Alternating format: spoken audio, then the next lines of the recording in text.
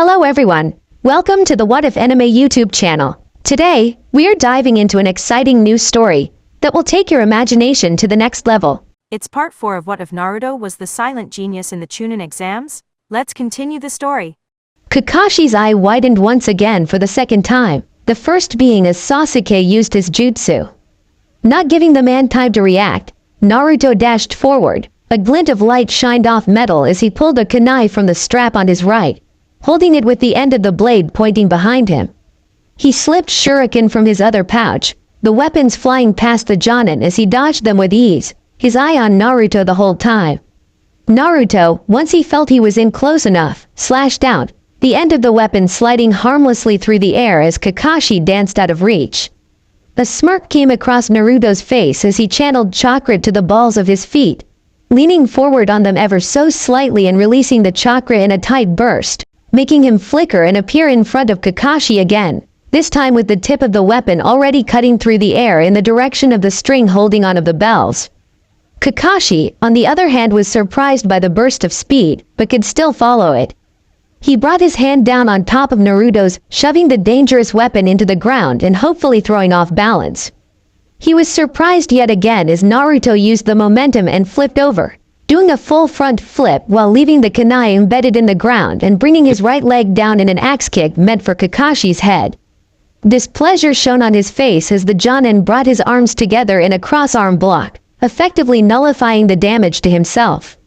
Frowning, Naruto brought his other leg close to his body and kicked out, this time thrusting his foot in the direction of Kakashi's masked face.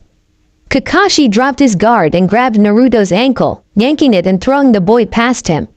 Naruto flipped and landed on his feet in the direction of Kakashi, sliding a few feet before coming to a stop. A cheeky grin overcame his face as he made the hand seals for the cage bunchin, only bringing forth one, who quickly moved back away from the fight with a calculating look on his face. Naruto charged yet again, not giving Kakashi any time to ponder the reason of the one clone. Kakashi jumped up as Naruto attempted to sweep his legs out from under him and pulled a kunai to block a barrage of shuriken, thrown by the clone whom was now drawing kunai, a calm look still on his face. Kakashi used his cross-arm block yet again as Naruto's spear kicked at his abdomen. He had to twist his body slightly to avoid the kunai thrown from the clone in an attempt to cut the string to the bells. They continued like this for some minutes. As he landed back on the ground a few feet away, he felt a sudden sense of pride as he glanced down to a spot between the two of them. The clone dispelled as the bell rolled around. Naruto stared straight at Kakashi, which was returned. Reaching up to wipe a bit of sweat that was dripping down the exposed temple, he smiled, which was disturbingly copied by Naruto, the boy's head tilted slightly to the side. Feeling the heat building up behind him, he quickly performed the Kawarimi, switching with a log he spotted some yards off to the right. Looking back to where he had been, he spotted a now exhausted Sasuke nearly collapsing as he used the last of his chakra on finishing the Gukakyu. Naruto slowly walked to where the bell was, leaned down to pick it up, and was instantly at Sasuke's side as the other boy finally collapsed. He threw the Uchiha's arm over his neck and smiled lightly, walking over to the tree line and letting Sasuke lean back against one of them.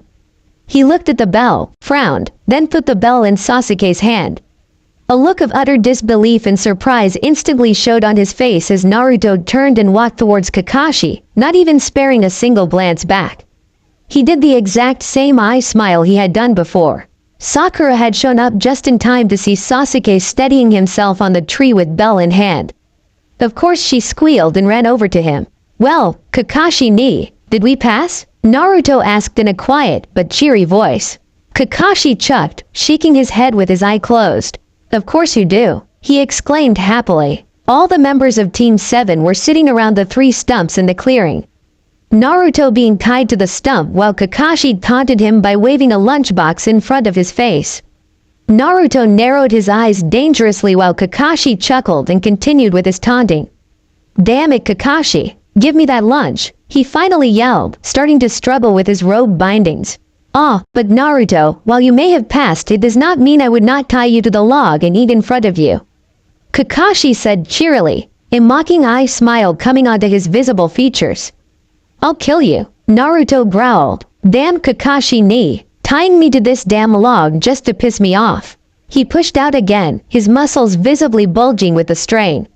A single rope actually snapped from his struggling before he fell limp, panting heavily. "I'll kill, you," he repeated, exhaustion lacing his voice this time. Kakashi chuckled again before turning solemn, prompting Naruto to go silent. "Kakashi-sensei, I have been wondering, you said if we didn't get a bell we would be tied to a stump and sent back to the academy. Only Sasuke-kun got a bell with his awesome skills, so why did Naruto Baka and me pass as well?" Sakura asked, capping a chin on her chin while staring up at the sky and thinking In fact, I was just about to tell you, Sakura. The whole point of this test was in fact, teamwork, he said, causing Sakura to gasp and Naruto to just shake his head in wonder.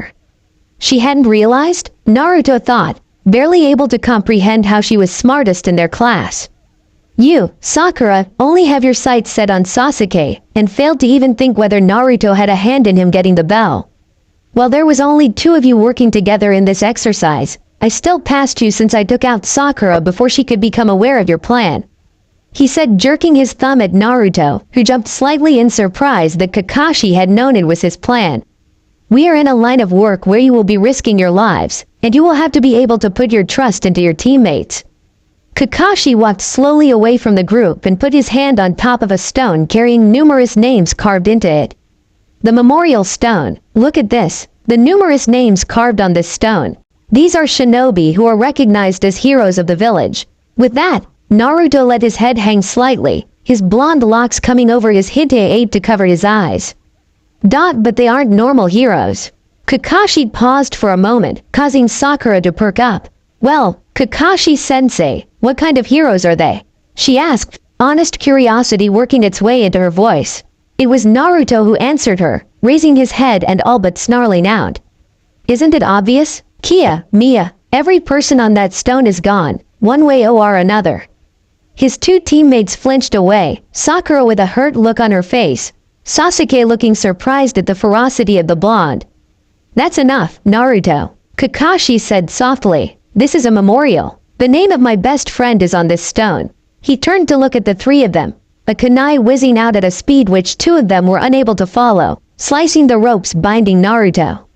Naruto stood straight up and began walking away from the group, a frown slapped on his face and a soft look in his eyes as he walked past Kakashi, pulling his Icha book from his pocket and flipping it open to the page he left off on. A shinobi must see underneath the underneath, Kakashi said, turning his head to watch as Naruto passed. A smile on his face underneath the mask as he remembered giving Naruto the exact same speech. Those who break the rules and codes of the shinobi world are called trash. But, you know what? Those who don't take care of their comrades are lower than trash. He finished, an eerie wind coming to blow through the clearing as silence overcame the group. Naruto had now stopped and glanced back at Kakashi, a soft, small smile sitting on his face. That ends the training. All of you pass. Starting tomorrow, Team 7 will begin its duties.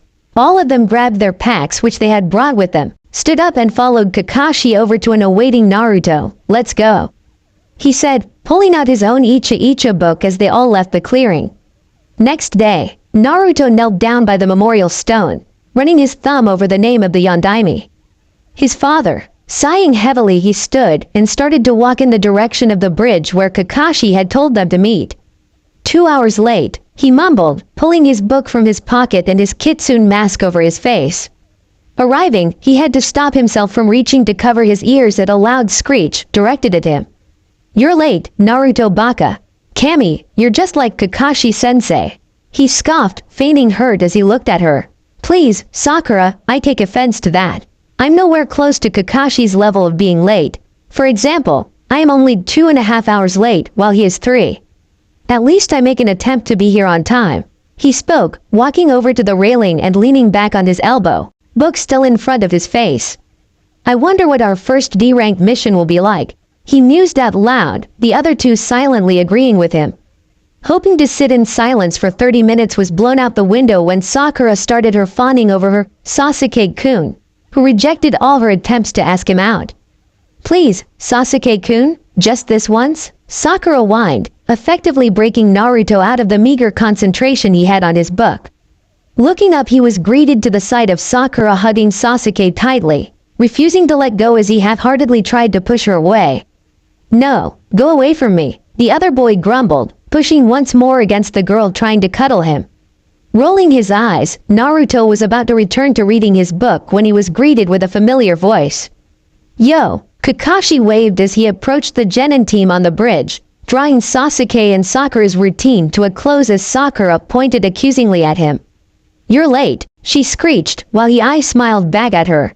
"Ah, you see, Sakura, I found a baby bird that had fallen out of its nest and had to nurse it back to health."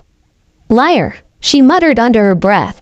"All right then, follow me to the mission counter," he said, turning and heading in the direction of the Hokage Tower with the three following close behind. Unnoticed by the other two, Naruto was walking side by side with Kakashi, neither with their books out. "Nay, Kakashi ni, what will you be choosing for our first mission?" Naruto whispered under his breath, glancing nervously around from behind his mask, afraid of someone hearing. "Well, I plan to make you go through what my sensei made me go through, and, if it's available, have you guys catch Tora the cat." Kakashi responded, his hands shoved into his pockets as they neared the tower. "Ah," was all Naruto said while behind his mask he had paled slightly, having heard of Tora from some older nens and definitely not liking the sound of it. When they reached the mission counter, he had seen Kakashi silently ask for the specific scroll, and when the Chunin behind the desk nodded with a significantly evil smirk on his face, Naruto felt the blood leave his face, and started pouting, hoping that in some way he could make Kakashi's day worse. Kakashi only chuckled at his immaturity and led them to where the cat was last seen. They had found it lying comfortably in the high branch of a tree on the outskirts of Konoha's wall. She lazily groomed herself and snapped to attention as they approached. Naruto stared in awe. This cat carries the same aura as the wild animals of the forest, he thought, running a hand through his hair as his two teammates darted off and started to chase the cat as it leapt skillfully away and deeper into the forest. "Not going to follow, Naruto-kun?" Kakashi spoke up, slight concern edging his voice at Naruto's odd behavior. "Oh, sorry Kakashi ni," he started, rubbing the back of his neck embarrassment.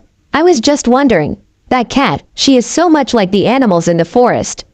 She's wild. I think I could coax her into coming back with us," he finished, leaving Kakashi staring at him, his mouth hanging open underneath the mask. Naruto laughed as Kakashi recovered himself and shook his head in amusement. "You'll never cease to surprise me," Kakashi drawled, patting a hand on Naruto's back. "Well, go get her." And with that, Naruto's form flashed as he sped into the trees, only the trained eyes of Team 7's sensei able to follow him, a glint of pride shining the whole time. 1 week later, Naruto watched as the cat was suffocated in the arms of Madame Shijimi, shaking his head with closed eyes in mourning. "Poor cat," he mumbled, the cat loudly voicing its disagreement to the treatment it was being given. It had been a week since they started their genin duties, and the 5th time they had to let Naruto catch the cat. Despite the missions being used to improve teamwork, it had become something of an unspoken rule amongst Team 7 to let Naruto handle anything animal-wise. Sighing, he focused on the Sandaime to hear him finishing off the listing of more D ranks. "Old man, these D ranks are easy as shit. C rank, now," he demanded lazily, half-lidded eyes signifying his lack of sleep. "All right," he responded, pulling out a scroll, causing everyone in the room to face fault. Everyone except Iruka, who was gawking whilst staring off into the middle of nowhere. Walking over and waving his hand in front of Iruka's face, he got no reaction. With a shrug, he turned back to Hiruzen. "Here we are, a perfect mission for Team 7. Could you come in here?" Hiruzen called, the door creaking open, prompting everyone to look over to it. Everyone except Iruka, still in his state of absolute shock. There in the doorway stood an aged man with a bottle of sake, one hand on his hip while the other clutched the bottle, leaning on the door with his elbow. "What's this? They're all a bunch of brats. Especially the shortest one with the blonde hair. Is he even a shinobi?" The man slurred, obviously a bit buzzed from his recent drinking. With a defiant glare set on the man, Naruto stomped over, drawing raised eyebrows from a few in the room, and snatched the bottle from the man's hand. Bringing it up to his lips in a quick motion, he tilted it back and forced down the burning, bitter-tasting drink. Everyone gaped at him as he shoved the bottle back to Tazuna. How's that for a brat, huh? He asked, a slight buzz coming to his head. Kakashi, of course, being the first to break out of the shock, stomped over to Naruto and flicked him on the nose. Bad Naruto. Bad, he scolded, shaking his finger in the boy's face with each bad. Naruto gaped at the older man for a few moments before his look turned into one of pure rage. Why you? He growled, swinging out at Kakashi comically as the older man held him back with a single hand held to his head, reading the Icha Icha book in the other. Tazuna was laughing boisterously in the background while Hiruzen shook his head in exasperation. Iruka had now fainted and was lying face down on the ground. Sasuke and Sakura were still gawking at Naruto as he continued to swing at empty air as his short arms couldn't reach the much taller Kakashi. Inwardly, Hiruzen was laughing while he watched the two. Ah, those two really are like brothers, he thought, a smile coming to his face at the comic display before him. Soon after everything had calmed down and everyone was leaving, except Iruka, he watched as the two walked closely to each other, both reading their Icha Icha books. A frown marred his face as the door slowly creaked closed. They keep away the madness that threatens to consume the other, he thought solemnly, wincing slightly at the mistakes he had made in his old life. Would you be happy with how they have turned out, Minato? Two souls, one losing his father to the dark side of this village, while your own son nearly loses himself. With a sigh, the old Hokage returned to the mountain of paperwork accumulated on his desk. It had been about 30 minutes since they had passed through the gate and everything had been relatively quiet, until now. Naruto was walking silently, his hands stuffed in his pocket as his eyes flickered between everything suspicious. His eyes came to rest on a small puddle off to the side on the dirt path. He glanced at Kakashi, whose eyes were now on the same puddle, if just for a second, and returned to his lazy look. Following suit, as to not interfere with whatever Kakashi had planned, he returned his gaze to the path ahead. Kakashi slowly began to lag behind, obviously intent on making himself the target. Soon after they had passed the puddle, two nins burst from it and wrapped a chain that extended from the gauntlets they were wearing on their right arms. The chain wrapped around Kakashi, the man appearing surprised to an untrained eye. His two teammates and Tazuna whipped around wide-eyed. What's this? He heard Sakura shout, a lace of fear edging her voice. Sasuke looked slightly perturbed, but nonetheless kept his cool. One down, the two nins spoke at the same time, yanking the chain in unison and making Kakashi splash down in the puddle, presumably in pieces. They moved quickly behind him, dragging the chain along. Two down, they continued, and he was about to dodge before a shuriken slammed into the deadly weapon, pinning it to a tree. A kunai followed soon after and hit inside the ring of the shuriken, rendering the chain useless. One of the nin gave a pull before he realized he couldn't free the chain. He had realized a little too late as Sasuke had now landed on their outstretched gauntlets in a squatting position. He grabbed the gauntlets on their arms and kicked back, his feet slamming into both of the nins' faces and sending them leaning back as the chain twitched in stress. With a loud chink and a rattling sound, the chain freed itself from the holes in the gauntlets, the two dashing in opposite directions as Sasuke landed in a kneeling position. One attacked Naruto, the other going for their obvious target, Tazuna. The enemy thrust his gauntlet at him, fingers pinched together to form a spear-like attack. With an open palm he leaned to the left, pushing the dangerous attack away from him with his right hand as it flew past, throwing the attacker off balance at the same time. With a lazy look, he clenched his left hand into a fist and snapped out a vicious attack.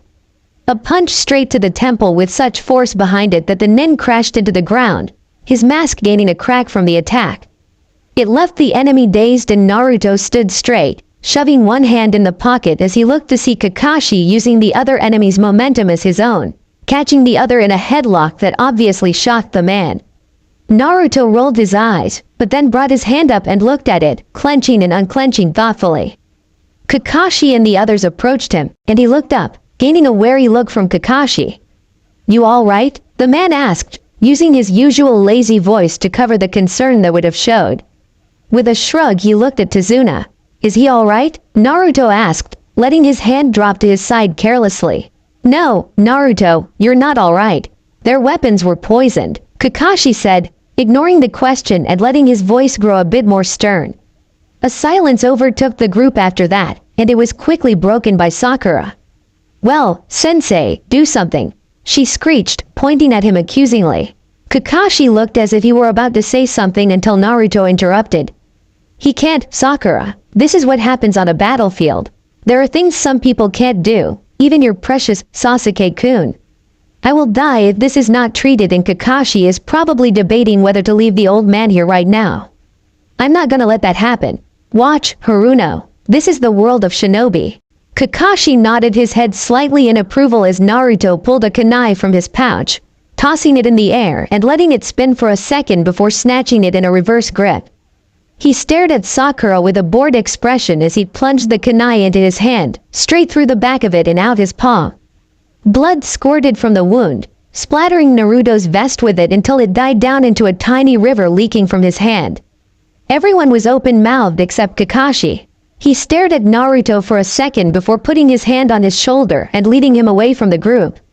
"I'm going to fix him up," the Jonin called over his shoulder, leaving an awestruck group behind him. "You didn't have to do that much, you know.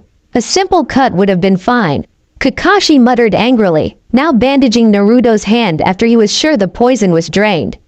"Sometimes I question your sanity," finished Kakashi with a tug, tearing the bandage and leaving Naruto's hand completely fine. Naruto gave a goofy grin to Kakashi. "As do I for yours, Kakashi ni," he spoke, jumping up quickly and turning away, his voice becoming quiet. "As do I for yours." Kakashi put a reassuring hand on Naruto's shoulder, causing the boy to look at him. He saw a dark glint in the eyes that caused him to almost flinch. The only thing keeping him from doing so was the fact he had seen the same dark glint before. In his own eye, reflected in the mirror. With a sigh he turned, motioning for the boy to follow. "Come on, Naruto-kun," he spoke softly. "It's time to get back to the others."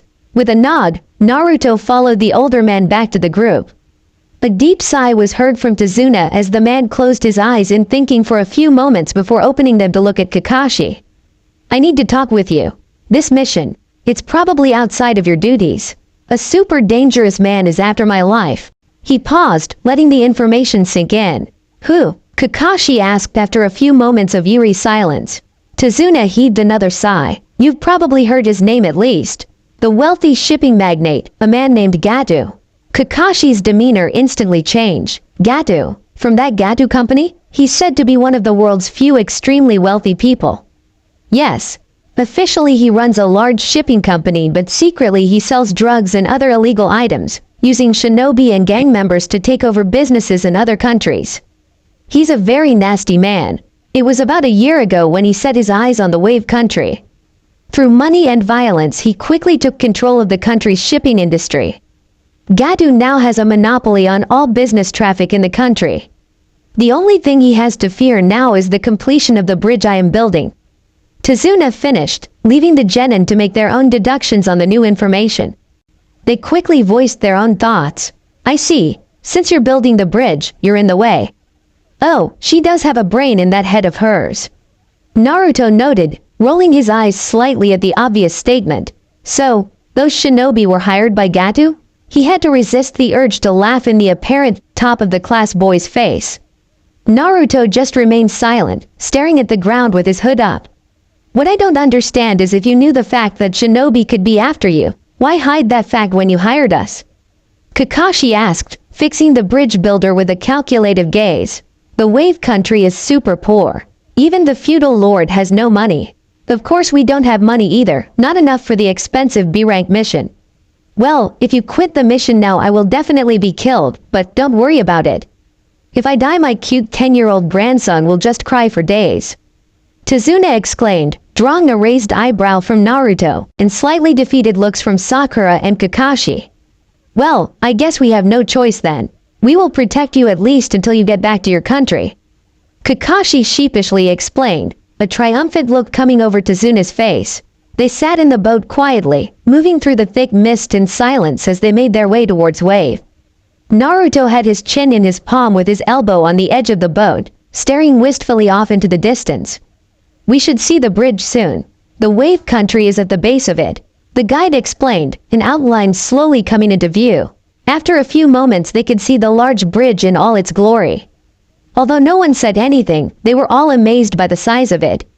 Tazuna seemed to be glowing with pride. Compensating for something? Naruto finally asked, turning to Tazuna with a foxy grin on his face. The bridge builder tinged red for a second before calming down. As a matter of fact, I'm not. Oh, really? Oh, never mind, I don't really want to know. The man huffed in displeasure and turned away from him. He just kept a small smirk on his face as he turned to look back over the water again. After another few moments of silence, the guide spoke up again. We'll be there soon. Tazuna, it looks like we have avoided detection so far. But, just in case, we'll take the route that has vegetation. It will make us harder to spot. Thanks. The group docked, goodbyes were said, and now they were walking through the forest in foreboding silence once again. Naruto's eyes drifted over their surroundings cautiously. He still held a lazy slouch, but was tensed and ready to move if need be. It was times like these that he would have loved his kitsune mask. It was oddly comforting to have the piece of clay over his face. Get down, Kakashi yelled suddenly. Naruto's body instantly reacted to the command and crashed into the ground to avoid the spinning blade that flew overhead. Leaping back up, he assessed the situation. Everyone appeared to be unharmed, and their new enemy was stood atop the hilt of the absolutely massive blade that was embedded into the tree. Well, if it isn't the hidden mist's missing nin Zabuza Momochi. Kakashi called, prompting a narrowing of Naruto's eyes. The name certainly sounded familiar. Everyone stay back, he's on a whole other level. Naruto nearly gasped as Kakashi's hand went up to the forehead protector covering his left eye. He's going to use the Sharingan? This guy must be very dangerous. You appear to be Sharingan Kakashi. Sorry, but the old man is mine. Zabuza responded. The surprise that flashed across Sasuke's face did not go unnoticed by both Naruto and Kakashi. Surround and protect Tazuna-san. Do not enter the fight. That's the teamwork here. Kakashi spoke, not turning to look at them. Zabuza, Team 7's Jonin leader continued, lifting the Hite 8 covering his eye at the same time. First, fight me. I already get to see the famous Sharingan. I'm honored. When I was a member of the Hidden Mists assassin team, our bingo book had information on you. It said that you copied over 1,000 jutsu with that eye.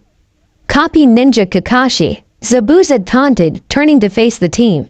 After a moment he crouched down on the weapon he was balancing on. Now, let's end all the talking. I have to kill that man. But, it seems I'll have to beat you first, Kakashi. In a blur, Zabuza had kicked off the tree, pulling the large sword with him. Looking down, Team 7 spotted him on the water, in the middle of a hand sign. On top of the water, Sakura whispered in awe as a thick mist began to roll into the area. He'll come after me first. Zabuza Momochi, as a member of the Hidden Mist, he was known as a master in silent killing. You don't even know until you're dead. It's not like I can use the Sharingan perfectly. You guys be careful, Kakashi explained, his eyes becoming serious. 8 choices. Zabuza's voice resounding around them. Liver, lungs, spine, clavicle vein, neck vein, brain, kidneys, heart. Which one should I go after? Suddenly, a massive ki flooded the group. Sasuke starting to shake at the intensity of it. Naruto glanced over at him in worry. Ki could make some men kill themselves. Sasuke, don't worry. I'll protect you guys even if it kills me.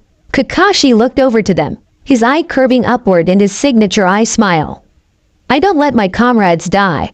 Zabuza instantly appeared in the middle of the group, crouching downwards with his one hand formed into the ram seal. Naruto jumped backwards as Kakashi flew into the enemy, burying a kunai deep into Zabuza's gut. Water exploded everywhere as Naruto's eyes flashed behind Kakashi. Kakashi, behind, he shouted, sighing in relief as the sword cut through only water. The battle continued for a short while, each dodging and retreating respectively. It ended with Kakashi being trapped inside of a water prison. Now then, Kakashi, we can finish things later. I'll take care of them for now. More water clones began to rise, causing Sakura to begin panicking. Hee, wearing Hite 8 and acting like real ninja, but you know what? A real ninja is someone who has survived numerous brushes with death. Basically, once you're good enough to be listed in my bingo book, then you can be called shinobi. Right now, you should not be referred to as shinobi. Naruto didn't have time to dodge as a foot came to abruptly smash into his face and throw off his Hite 8. Stars danced through his vision, and through the ringing in his ears he was sure he could hear Kakashi yelling for them to run away. Reaching up to touch his forehead, Naruto's eyes widened as he found his Hite-8 was gone. He looked down at the Zabuza clone's foot as the missing nin stepped on the treasured object. His blonde hair came over his eyes, a dark shadow hiding his face. His whole body began to quiver, Zabuza raising an eyebrow. "Scared, boy?" The enemy nin taunted, grinding his foot into the Hite-8 for emphasis. "Let me tell you a story. At your age, these hands." Zabuza's clone brought his hand up, showing it to the genin. "Were already dyed red with blood. Ah, cool story, but I beat you out, sorry." Naruto interrupted, Kakashi looking away and closing his eyes regretfully. "5," he said simply, raising his head to stare into Zabuza. His form blurred as he appeared right in front of the real Zabuza, surprising the older nin. What he whispered shocked the demon of hidden mist to no end. "I was 5 years old when I was tortured by members of my own village. I can show you the scars if you want, nay?" His voice carried a childish innocence to it, obviously fake. "How about it, Zabuza? Give up here, come back with us. I can convince the old man to help you find a place in Konoha." Zabuza hesitated. The offer sounded so tempting to him that he was really contemplating taking it. He closed his eyes in silence before grabbing the sword from his back and slicing through Naruto's form in front of him. Naruto ducked under the sword, jumping up to avoid the attack at his legs. "No deal, huh? A shame, really. Kakashi." Now, Zabuza's eyes widened. He let Kakashi go. A torrent of water smashed into his side and made him crash into a tree on shore. He looked up at the approaching Kakashi, feeling himself growing weaker by the second. Damn, Zabuza let a mere boy shake him, and now he was paying the price. 2 senbons suddenly burst from the trees and pierced his throat, killing him. Everyone turned to see what appeared to be a hunter nin standing atop a branch a few feet away, looking in their direction. The figure flashed, appearing next to Zabuza's body, bowing to them slightly. "Thank you. I have been searching for an opportunity to kill Zabuza for a long time."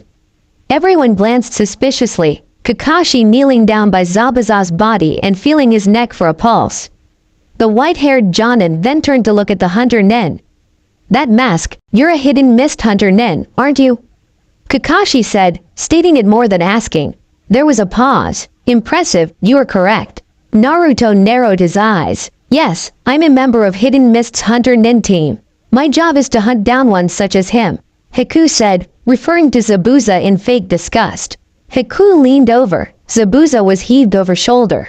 "Your battle is over. I must now dispose of the body. Farewell." Naruto moved to action, making a move to go forward in an attack, but it was too late.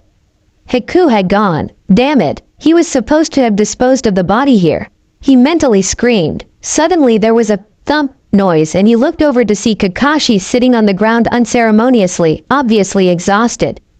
"Ah, sorry. It appears I may be suffering from some slight chakra exhaustion," Kakashi sheepishly explained, rubbing the back of his neck in embarrassment. Naruto rolled his eyes and walked over, extending a hand to help. "You are such an idiot," he mumbled, glaring at Kakashi playfully as the older nin took his hand and pulled himself up. Kakashi threw an arm over the much younger Naruto's shoulder, allowing himself to be supported. "Now then, let's get Tazuna home," Kakashi cheerfully exclaimed, ignoring the strange looks thrown in their direction.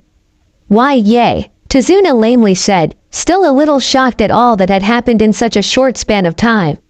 Seated at the table inside Tazuna's home were 6 people. Naruto, Kakashi, Sakura, Sasuke, Tazuna himself, and Inari. The other person in the house was Tsunami, Tazuna's daughter, who was washing dishes in the kitchen. Everyone was eating in relative silence. "You're all going to die, you know. The only way you could live is if you leave now," Inari said with closed eyes, his fork raised halfway to his mouth.